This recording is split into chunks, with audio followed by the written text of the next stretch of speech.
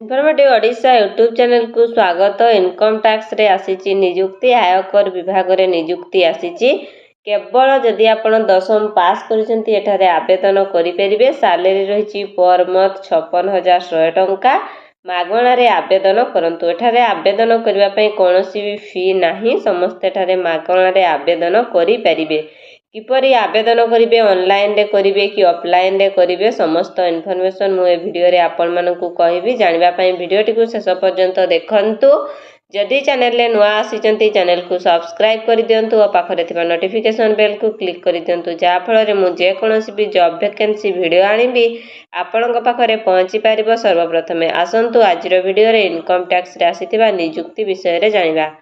Income tax department recruitment 2024 रे income tax department रे post vacancy बाहरी।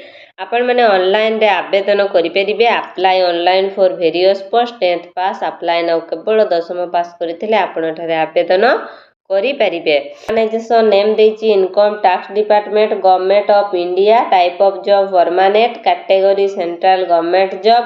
Name of the post can attendant रे post बाहरी। Application mode online रे हेबो। Who can apply all India candidate रे आवेदन करि परिबे।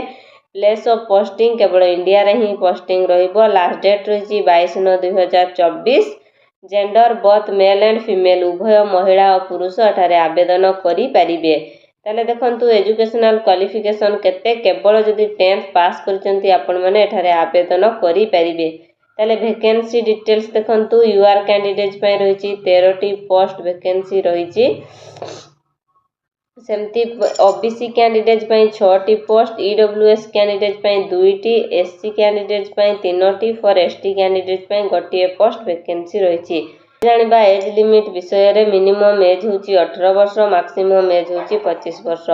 18 वर्ष रु अधिक 25 वर्ष रु कम हेतिले आपण एठारे आवेदन करि परिबे। किछि पिलांकर एज रिलैक्सेशन मध्ये रहिची। ओबीसी पय 3 वर्षर, एसटी एससी पीडब्ल्यूडी पय 5 वर्षर, एक्स सर्विसेसमैन पय 5 वर्षर, पीडब्ल्यूडी प्लस एसटी एससी पय 15 वर्षर एज रिलैक्सेशन मध्ये रहिची। Salary रहिची 18,000 to 56,100 per month salary रहिची।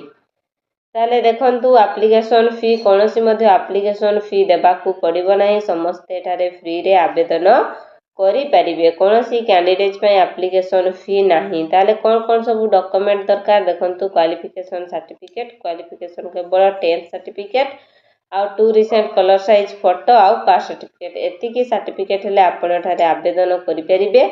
Apply start date 8/9/2024 रे स्टार्ट हेची, किंतु लास्ट डेट अछि 22/9/2024 रे अछि लास्ट डेट। आपण मानकर एडमिट कार्ड दिया जिवो 1/10/2024 रे एडमिट कार्ड दिया जिवो। एग्जाम होबो 6/10/2024 रे एग्जाम होबो। ताले आपण जदि आवेदन करबा पई चाहउचंती ताले आवेदन करि नियंतु। देखंतु एटी इंपोर्टेंट लिंक मध्ये देइची, आपण स्क्रीन रे देखि पारुथिबे। इंपोर्टेंट लिंक रे आपण जदि ऑनलाइन रे अप्लाई करबा पई चाहउचंती क्लिक कले आवेदन करि परिबे निजो फोन रे। जदि नोटिफिकेशन पीडीएफ देखिबा पई चाहउचंती क्लिक कले आपण नोटिफिकेशन पीडीएफ मध्ये देखि परिबे।